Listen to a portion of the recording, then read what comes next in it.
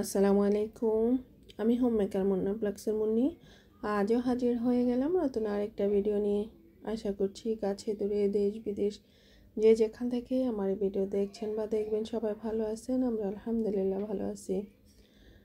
আজকের ভিডিওর শুরুতে আপনাদেরকে শাক দেখাচ্ছি। তো এগুলো হচ্ছে গিয়ে বতুয়ার শাক বলে, আমরা অবশ্য ভুট্টার শাক বলে আমাদের এলাকায় গ্রাম্য ভাষা। তারপরে ক্ষুদিরার শাকও আছে সাথে। তো নাস্তা খাওয়ার পরে দেখেন টেবিলের অবস্থা, তো সেখানে বসে পড়লাম, শাকগুলো বেছে নিচ্ছি। চাটা খাওয়া হয়ে গিয়েছে, তো খান সাহেব আবার সুপারি কেটে নিচ্ছিলেন, সুপারি খোসা ছাড়াচ্ছেন আর কি। আর এদিকে বাইরে একটু কুয়াশাও দেখাচ্ছিল, আবার রোদও উঠতেছে, মানে কেমন জানি একটা হজবরল অবস্থা, সামান্য গরমও লাগতেছে, এই একটা অবস্থা। আর বাতাসও আসতেছে, মানে সব মিলিয়ে আর কি, শীত গরম সব মিলিয়ে মানে বসন্তের একটা হাওয়া বইতেছে আর কি। আর এদিকে আমি তো ভিডিও যথারীতি চলতেছে, দেখতেছি আর শাকও বেছে নিতেছি। তো আমার ভাই নিয়ে আসছে শাকগুলো, যদিও আমাদের গ্রামে বা আমার শ্বশুরের এলাকায় এটা কিন্তু আলু ক্ষেতের মধ্যে প্রচুর হয়, সর্ষে ক্ষেতের মধ্যে, আলু ক্ষেতের মধ্যে প্রচুর হয়, কিন্তু এখন তো আর সেখানে থাকি না, তো শহরে থাকি। তো যেখানে যে অবস্থায় যে পরিস্থিতিতে মানুষ থাকে সেটাকে আসলে ম্যানেজ করে নিতে হয়, তো তার জন্য আসলে কিনে আনা আর কি। তো এক মুঠি শাক 10 টাকা, 30 টাকা শাক এনেছে। তো শাকগুলো বেছে নিচ্ছি, আর এটা অবশ্য নাস্তা খাওয়ার পরেই করতেছি। তারপরে এই শাকটা রান্না করব, আর খুব মজা করে রান্না করেছিলাম ওই দিন। মজা করে রান্না করেছিলাম বলতে, রান্না করেছিলাম খুব মজা হয়েছিল আর কি। তো আমার ভাই নিয়ে আসছে ঠিকই, কিন্তু ও আবার ওই দিন বাসায় খাবার খায় নাই, তো বাড়িতে আবার চলে গিয়েছিল, দুপুরবেলা কলেজে খেয়েছে আর রাতে তো বাড়িতে চলে গিয়েছিল। তো ওকে আবার বক্সে করে দিয়ে দিয়েছিলাম শাকটা, যে বাড়িতে যেন সবাই আবার একটু একটু করে খেতে পারে আর কি। তো পুরো শাকটাই রান্না করেছিলাম, তো আমাদের জন্য আসলে একটু বেশি হয়ে যাচ্ছিল। দুপুরবেলায় শাক টাক জাতীয় খাবার ভালো লাগে, রাতের বেলা কিন্তু শাক ভালো লাগে না খেতে, আর খেলেও কিন্তু অনেকের পেট ব্যথা করে, যেমন আমার এই সমস্যা করে, যার জন্য আমি অবশ্য রাতে শাক খাই না, দুপুরবেলায় খেয়েছিলাম। আর এখানে মাছ জাল করে নিচ্ছি লবণ হলুদ আর হচ্ছে গিয়ে রসুন পেস্ট দিয়ে। তো এই মাছটা বাড়ি থেকে আম্মা দিয়েছিল, তো সাথে মানে অন্য মাছও দিয়েছিল, এটা হচ্ছে গিয়ে পেটের মাছ, তো পিঠের টুকরোও দিয়েছিল, তো সেটা অবশ্য আমাদের খাওয়া হয়ে গিয়েছিল, রান্না করে ফেলেছি। তো পেটের মাছটা রেখে দিয়েছিলাম, আমি কাবাব বানাবো ভেবেছিলাম আর কি। তো পরে এখন দেখতেছি যে শাকটা যেহেতু এনেছে, তো এই মাছটা দিয়ে বেশি ভালো হবে, আর এটা হচ্ছে ব্রিগেড মাছ। আর এইদিকে মরিচ কুচি করে রেখে দিলাম। তো মরিচ আনলে আসলে যেহেতু নষ্ট হয়ে যায়, তো কিছু কিছু করে অল্প অল্প করে আমি কিন্তু কেটে কুটে যেটা যেভাবে রাখার ওইভাবে ডিপ ফ্রিজে রেখে দিই।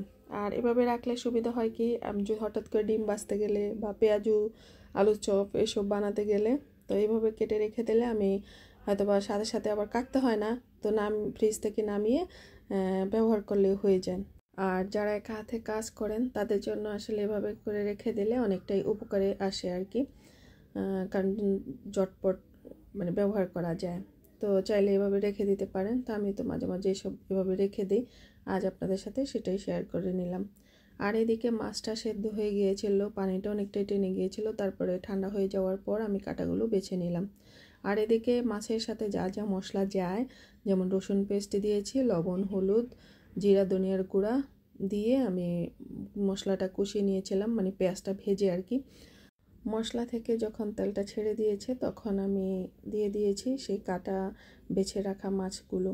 তো আমি একদম মানে খুন্তি দিয়ে একদম মানে ছোট ছোট করে দেব, যাতে বুঝতেই না পারে যে এটা পেটের মাছ, কারণ বাসায় কিন্তু দুইজনই আছে যে এই মাছটা খাবে না, যেমন আমার ছেলে আর আমার ভাই তাজ, তারা খায় না পেটের মাছ, তারপরে মাছের চামড়া থাকলে তারা খেতে চায় না।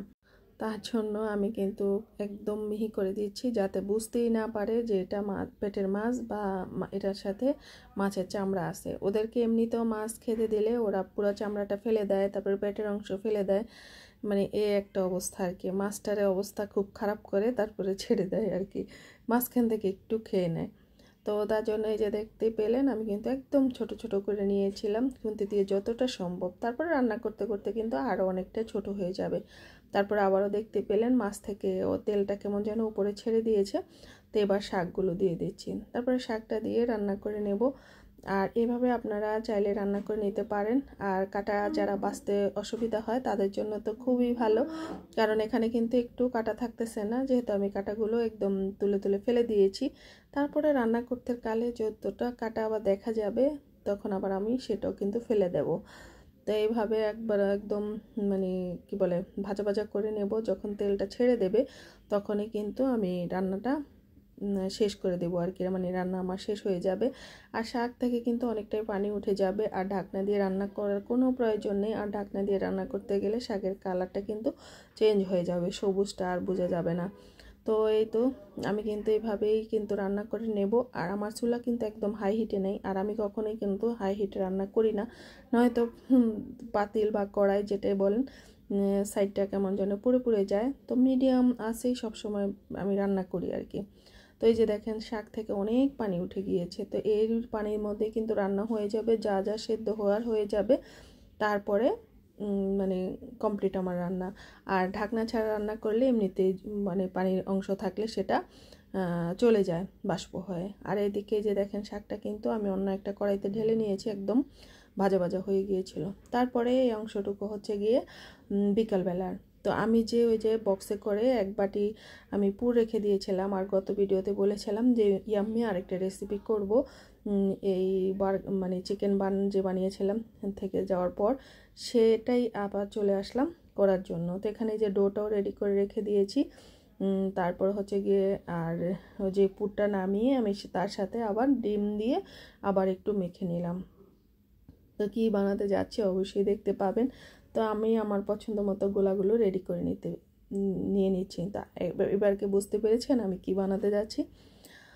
আশা করছি না বুঝে গিয়েছেন, আর যদি নাও বুঝতে পারেন তা আমার সাথে থাকলে অবশ্যই বুঝতে পারবেন। তো যারা দেখতে দেখতে ভিডিওর এই পর্যায়ে চলে আসছেন কিন্তু এখন একটা লাইক দেন নাই বা ভুলে গিয়েছেন, তো আপনাকে মনে করিয়ে দেওয়ার জন্য বলতেছি। তো লাইকটা না দিয়ে থাকলে প্লিজ লাইকটা দিয়ে দেবেন। আর হচ্ছে গিয়ে আপনাকে আমার সাথে থাকার জন্য অসংখ্য অসংখ্য অসংখ্য ধন্যবাদ। আজ অনেকেই আমার ভিডিওতে নতুন আসতেছেন, হয়তো একটা দুইটা ভিডিও দেখে আর দেখতেছেন না, তো তার জন্য আসলে আমি আর আপনার চ্যানেলে যাচ্ছি না। এমনিতেই অনেকের ভিডিও দেখতে হয়, আর আমি খামোখা অনেকেরই আসলে ভিডিও দেখি যারা কিন্তু ভিডিও দেখেন না, কিন্তু তারপরেও সামনে আসলে ভিডিওটা দেখে দিই। তো ভাবতেছি তার তালিকাটা একটু ছোট করে ফেলবো, কারণ হচ্ছে গিয়ে সামনে কিন্তু রমজান মাস। আর যদি আমি সারাক্ষণ এই ভিডিও দেখা দেখি নিয়ে ব্যস্ত থাকি তাহলে আমার অন্যান্য কাজেও অসুবিধা হয়ে যাবে। তার জন্য ভাবতেছি যারা কেবল আমার ভিডিও দেখবে আমি ভাবতেছি তাদের ভিডিওই দেখবো অন্তত এই রমজান মাসটা। আর যারা দেখবেন না তাদেরটা আমি আর দেখবো না কষ্ট করে, কারণ অনেক দেখেছি, এখন আর ভালো লাগে না। মানে সব কিছুরই একটা লিমিট থাকা দরকার, যেমনটা মানে আমি এখন করতে যাচ্ছি আর কি। যেমন ওই যে বললাম তালিকাটা ছোট করে ফেলবো, যারা আমার ভিডিওগুলো রেগুলার দেখবে আমিও তাদের ভিডিওগুলো দেখে নেব। তো অনেকেই আছেন যে ভিডিও কিন্তু একদিন দুই দিন পরে দেন বা সপ্তাহে একটা দেন, তারাও কিন্তু আমার ভিডিওগুলো দেখেন। তো আমি অবশ্যই তাকে ফুলটা দিতে চেষ্টা করব, তিনি সপ্তাহে একটা দেন আর দুইটা দেন। আমি কিন্তু তার ভিডিও যদি অনেকটা বড় হয়ে যায় তারপরেও কিন্তু আমি তার ভিডিওটা পুরোটাই দেখে দেব, কারণ সে প্রতিদিন আমাকে সময় দিচ্ছে, তো তাকে তো আমার সময়টা দিতেই হবে। আর এদিকে কথা বলতে বলতে আমি কিন্তু 6টা গোলা নিয়ে নিয়েছিলাম, কারণ আমরা বাসায় 6 জন মানুষ ছিলাম। তারপরে এই যে দেখেন বড় আকৃতির পাতলা করে রুটি বেলে নিয়েছিলাম।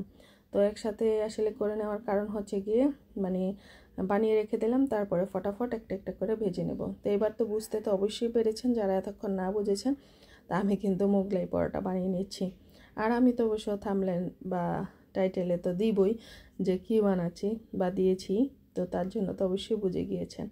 তো এই তো এইভাবে আমি পুরোটার মধ্যে ছড়িয়ে দেব, তারপরে মানে যে মোগলাই পরোটার যে শেপ সেটা দিয়ে আমি এভাবে ভেজে নেব। তো এই পরোটাগুলো খেতে এত মজা হয়েছিল কি যে বলবো। আমি সবজি দিয়ে আসলে কখনো করা হয় না, পেঁয়াজ কাঁচামরিচ আর ডিম দিয়ে আসলে করা হয়। তো সেদিন ভাবলাম যে এবার একটু এভাবে করে নিই, এভাবে করলে হয়তো বা ভালো লাগবে। তবে আরেকদিন আমি করেছিলাম, সেটা সকালের নাস্তায় আমি আর খান সাহেব খেয়েছিলাম। তো আমার ছেলে তো সেদিন বাসায় ছিল না, আর ওর এই পরোটাগুলো খুবই পছন্দ। তো যেহেতু ওরা বাসায় আছে আর বিকেলে তো কিছু একটা খেতেই হয়, তার জন্য আসলে এইভাবে পরোটাগুলো ভেজে নিচ্ছি। আর হালকা তেলে ভেজে নিচ্ছি, একদম ডুবো তেলে ভাজতেছি না, তো এমনিতেই কিন্তু মুচমুচে হয়ে গিয়েছে। তো দেখে বুঝতে পারতেছেন মানে দেখতে খুবই সুন্দর হয়েছিল, খেতেও মাশাআল্লাহ দারুণ হয়েছিল। তো এইভাবে আমি সবগুলো পরোটা বানিয়ে নিয়েছিলাম। তো সেই দিন অবশ্য আমার ভাই একজন আমার বাড়িতে চলে গিয়েছে, মানে হাবিবার বাসায় আসে নাই। তো তার জন্য আসলে তার মিটিং ছিল, মিটিং থেকে বাড়িতে চলে গিয়েছিল। তো তার পরোটাটা আমি আর খান সাহেব পরে ভাগ করে খেয়ে ফেলেছিলাম। মানে এত মজা হয়েছিল কি যে বলবো। আর দেখে বুঝতে পারতেছেন একটু মোটামুটি বড়ই হয়েছিল, যে কেউ একটা খেলেই যথেষ্ট, মানে একদম তৃপ্তি সহকারে খেতে পারবে আর কি। তো আর বাসায় তৈরি করা সস ছিল, সেটা দিয়ে তো ইয়াম্মি ইয়াম্মি করে খেয়েছিলাম। আর বাসার জিনিস সবসময় একটু সতেজ হয় আর খেতেও ভালো হয় আমার মনে হয় আর কি। আর যেমন অবশ্য অনেকে বাইরের খাবারটাই বেশি পছন্দ করে, তাদের কাছে বাইরের খাবারটা ভালো লাগে, সেটা যার যার ব্যাপার। সবাই যদি একরকম হয় তাহলে পৃথিবী চলবে না।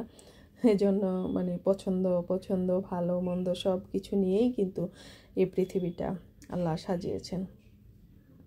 তো তার জন্য আসলে বলছি আর কি। তো এক একজনের চাহিদা, এক একজনের চাল চলন, এক একজনের রুচি এক এক রকম তো থাকবেই। পৃথিবীর সব মানুষ কিন্তু এক না। আর সবাই যদি আমার মতো হয় তাহলে পৃথিবী থমকে যাবে। তো আজ এ পর্যন্তই। সবাই ভালো থাকবেন, সুস্থ থাকবেন, নিরাপদে থাকবেন। আল্লাহ হাফেজ, আসসালামু আলাইকুম।